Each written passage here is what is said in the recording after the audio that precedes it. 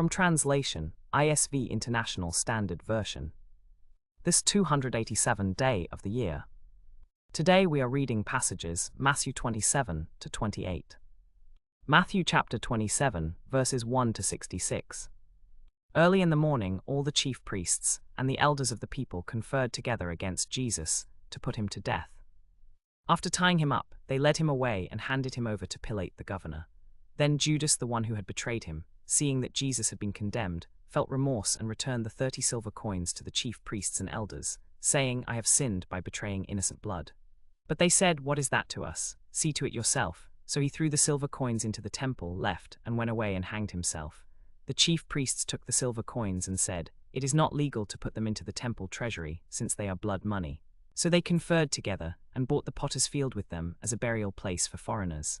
That is why that field is called the field of blood to this day. Then what was spoken through the prophet Jeremiah was fulfilled.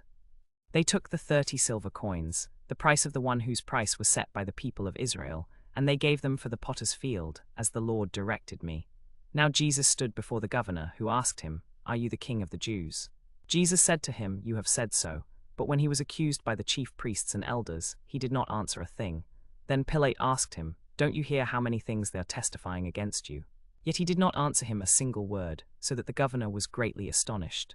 At the festival, the governor used to release a prisoner for the crowd, anyone they wanted. At that time, they had a notorious prisoner named Jesus Barabbas. So when the crowd had gathered, Pilate asked them, "Which one do you want me to release for you? Jesus Barabbas or Jesus who is called the Messiah?" He knew that it was out of jealousy that they had handed him over. While he was sitting on the judgment seat, his wife sent him this message: "Have nothing to do with that righteous man, because I have suffered many things today in a dream because of him." But the chief priests and the elders persuaded the crowd to ask for Barabbas and to have Jesus executed. The governor said to them, "Which one of the two do you want me to release for you?" And they said, "Barabbas." Pilate asked them, "Then what should I do with Jesus who is called the Messiah?" They all said, "Crucify him." He said, "Why? What has he done wrong?" But they shouted all the more, "Crucify him."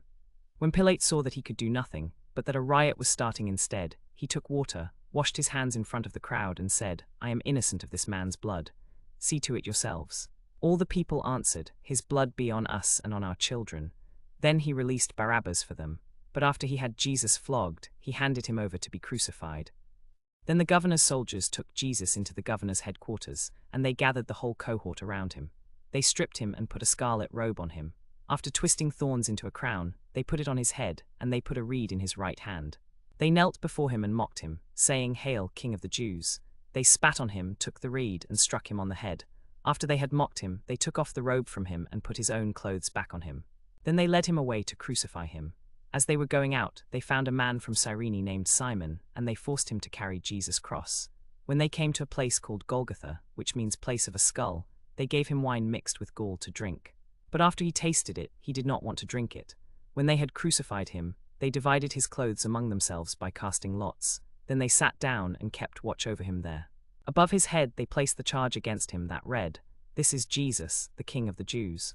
Then 2 robbers were crucified with him, one on his right and one on his left. Those who passed by blasphemed him, shaking their heads and saying, "You who would destroy the sanctuary and rebuild it in 3 days, save yourself. If you are the Son of God, come down from the cross." In the same way the chief priests also mocked him, along with the scribes and elders, saying, "He saved others, but he cannot save himself.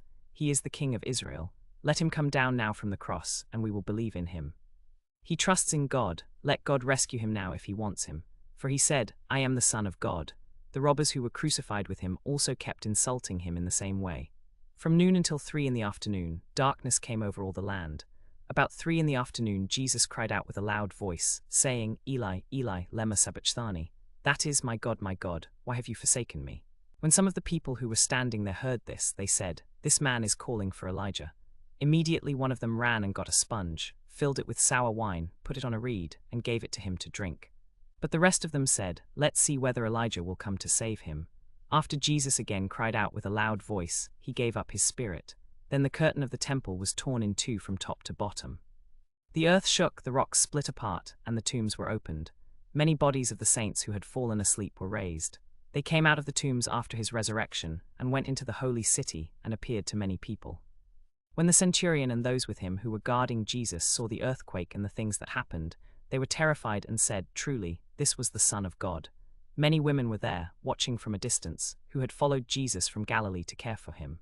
Among them were Mary Magdalene, Mary the mother of James and Joseph, and the mother of Zebedee's sons. When it was evening, there came a rich man from Arimathea named Joseph, who was also a disciple of Jesus.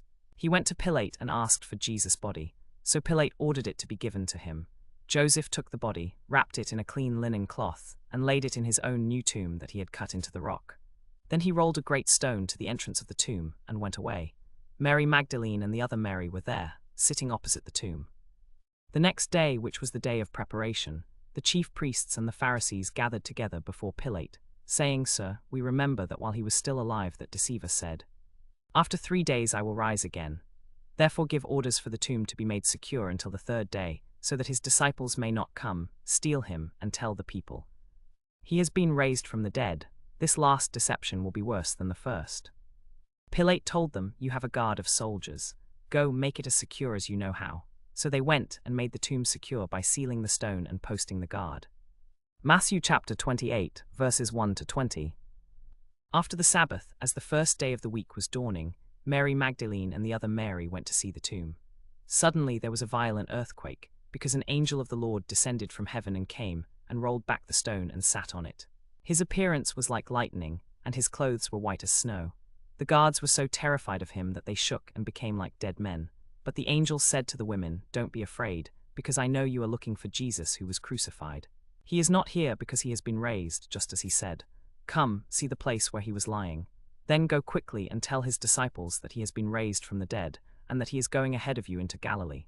You will see him there. Remember what I told you." So they quickly left the tomb with fear and great joy, and ran to tell his disciples. Suddenly Jesus met them and said, "Good morning." They came up, took hold of his feet, and worshipped him. Then Jesus told them, "Don't be afraid. Go and tell my brothers to go to Galilee, and they will see me there."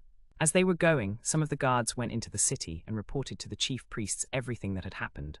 After they had assembled with the elders and consulted together, they gave a large sum of money to the soldiers, saying, "Tell the people that his disciples came during the night and stole his body while we were asleep. If this report reaches the governor, we will satisfy him and keep you out of trouble." So they took the money and did as they were instructed. This story has been spread among the Jews to this very day. Then the 11 disciples went to Galilee, to the mountain where Jesus had told them to go.